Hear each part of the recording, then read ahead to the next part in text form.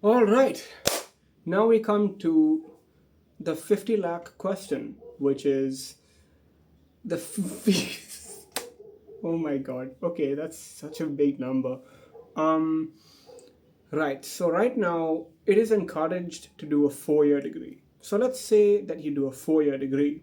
At least while I was studying at Krea University, the fees came to around 12 lakhs a year.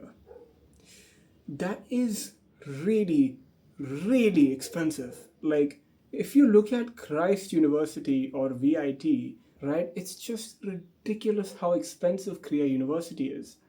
So, you're right to stop and say, hold on, that's a lot of money. It is a lot. The only reason I was able to go to Korea is because my dad saved up. That's the only way I was able to go to Korea, and I've been very fortunate to be able to do that. If you're on financial aid, obviously it's different for you. If you're doing a student loan with, like, financial aid partially, it's obviously different for you. But I've talked to people who will do an education that's mostly sponsored by financial aid, but also the remaining part they still can't afford, so they have to take a student loan, and that can get stressful sometimes. There are people from all kinds of financial situations. If whatever kind of background you come from, your chances of getting in not just depend on that, they also depend on who you are as a person and where you're from, because they seem to put a lot of emphasis on variance in their student body. So I've talked about this before, I think in a YouTube short. If your family who has the money to send your child to the UK or the US, but you just don't want that distance between you and your child, and instead you want to send them in India, well, Krea is a great option because it's a premium education and it's in the country. Then there's people who want that liberal arts experience. If you're someone who wants liberal arts, before you single out on Krea, I would say look at VIT AP. For example, they also have this major minor program, Ashoka University, Flame University. You've probably already looked at those, but those are also equally good. I mean, equally expensive. Those are also some options.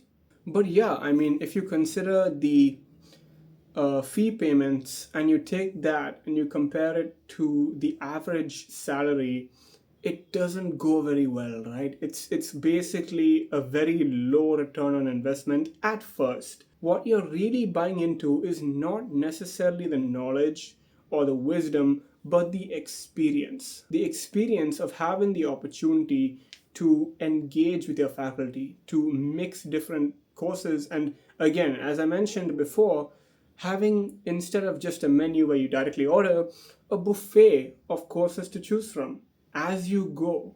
It's really up to you how you want to deck out, so to speak, your education meal. And Kriya is a buffet that allows you to do just that. And yes, you are paying a premium for it. Kriya is a private college and they will charge a lot of money for that. But if you're someone looking for that interwoven learning experience and you want your child to study in India, and you also want that, you know, kind of luxury college experience with air conditioning and nice dorms, well kept dorms, well kept campus, a nice on campus experience, safe campus, right, a very safe social living space, right? If you're ready to pay for those things, well, Korea is a great choice, and it's absolutely worth it if that's what you're looking for. Now, am I satisfied with my time at Krea University? Absolutely satisfied. In fact, the last week I spent on campus was quite sad because I had to say goodbye to my closest friends, and it was very difficult to do that. So I developed a genuine bond with Kriya. It was not like I went there just to study and then come home, right? It was a genuine bond. Everyone sees it differently. Some people might, go to college just for the studies and then look forward to coming back home. I'm going to miss my Kriya experience. It's definitely one of the most amazing, rewarding undergraduate programs I think you can take in this country, given the options that exist. I'm so happy I got a chance to study at Krea University.